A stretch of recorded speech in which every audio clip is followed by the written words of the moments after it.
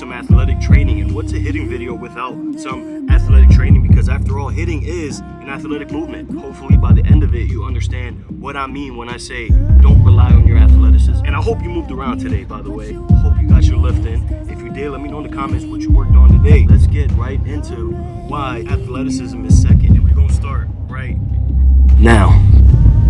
And just like that, we're ready to train some studs. The whole origin of this video came from a few videos ago. One observation I made, my back foot, watching it, it's like, man, how can I fix that? And I know that contributes to rollovers. If your back foot's doing that, then pretty sure your bat's gonna do that too. What contributed to that ankle doing what it did was athleticism. What I did was take my athleticism up a few notches because, hey, why not? Like, you hit a ball hard, you're gonna want to hit the next ball harder. Human nature. What that did was throw off my mechanics and, most importantly, throw off my approach. So one thing I did to counter that extra rollover of the ankle is something we call a scissor kick. Players are using it more than ever now, so I think that's a good tool to utilize. That scissor kick, major leaguers everywhere are using it now. It just helps you stay inside the ball and stay behind the ball instead of doing what I did with my ankle, which makes you go around the ball. So that's what we're going to talk about in this video. We're going to fix that up. So the whole idea of these three drills that we're about to talk about is simply the approach, which is what athleticism is second to, right? Second is athleticism, and then first, that's going to be the approach, the mindset of what you got to do with this ball. I like this video so far. So the whole idea of this hitting philosophy is just what I like and what I think about hitting as. So the whole approach is to think up the middle, and yes, hit it where it's pitched is something you can use today, but we've seen just bat path take over to where we're imperfect and we're still hitting bombs. 3-2 on the way to Trout. That is hammered. 3-2 on the way to Trout. Balls you see Bo Bichette take inside fastballs out to right field. So the whole idea of hitting the ball up the middle is what's going to keep from the hook. And the hook is detrimental to your progress as a hitter. When I feel like I talk too much, we'll just switch it up. Because the left side is the strong side. Y'all should remember the tight ends. Left side! Left side! Every team is going to stack up their left side and they're going to put their best defender at shortstop. Don't hit the ball to them. There's nobody at second base, like on the base. So why not just hit it right up the gut? First drill we got is going to be inside scissor kick, low pitch. I don't know, I'm not good with names, but I'll show you what it looks like. You put a ball literally inside, and what you're going to do is try to stay inside and drive that ball right back up the middle, nothing around it. If we can set up the balls with the seam vertical, we can take a look at which seam we're going to hit. But this is the seam we want to hit, not this one, because that's going to indicate my barrel's getting around and not behind. So stay behind, and if you look at the equator, just right below the equator. Not under it, not on top, just below the equator. This next one's gonna be the beat drill. And this indicates that the pitcher beat you, but you still you're playing chess. Feel me? Because if he beats you, you need something in your back pocket. This is why keeping your hands inside the ball and thinking middle is so beneficial. So you're not exposed to sliders and changeups and all that other good stuff. So here we go. Ball's beat.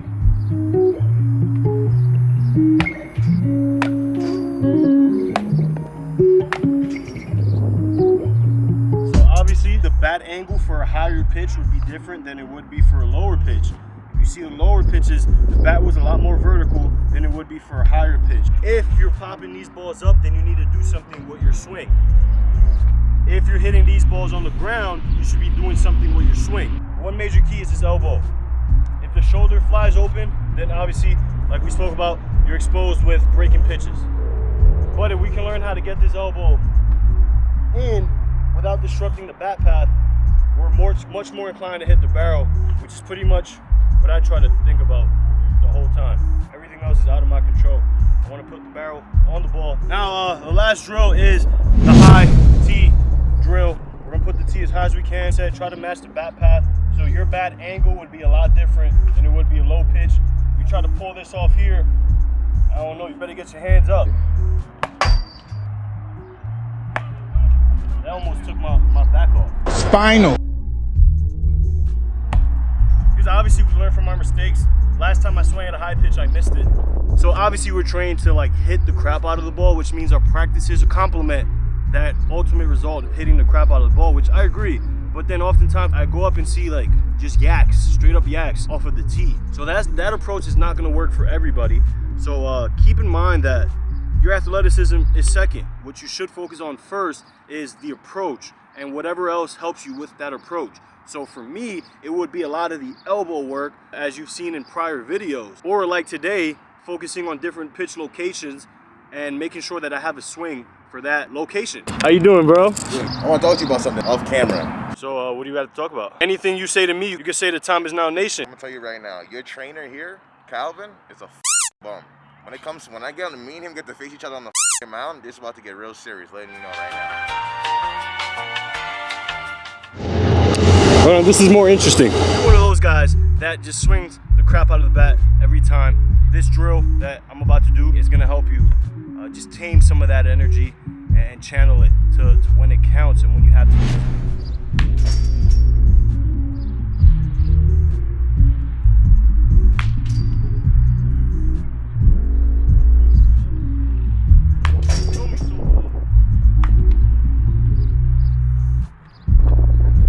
That's the type of swings I'll put on ride. Weak ass fastball. So all I'm saying is to have an understanding of the position that your bat strikes this ball. Maybe you're not just dipping your back shoulder. Maybe you can just make that part a little more efficient. You see that hoop over there? I'm gonna hit this shot, and when I do, you gotta hit subscribe. Feel me? Redo it, hit the ceiling. Subscribe anyway. So yeah, you already know what time it is. Time is now.